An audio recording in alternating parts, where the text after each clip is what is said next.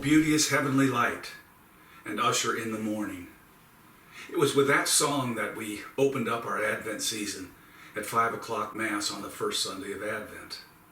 A song of great hope and expectation. It looks forward to the coming of Jesus at Christmas. A Jesus who comes into our hearts. A Jesus who comes into our lives. A Jesus who comes into our world.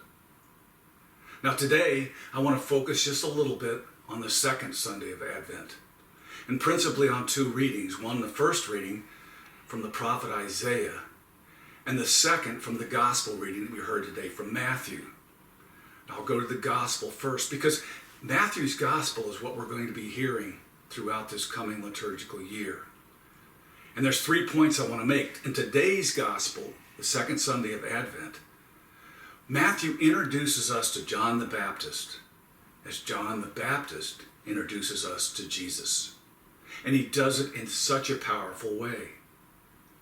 But then 2 other points I want to make about Matthew's gospel is that in just a couple of short weeks, on the fourth Sunday of Advent, we're going to hear in Matthew's gospel a story about the birth of Jesus. And this is going to be told to us from the perspective of Joseph.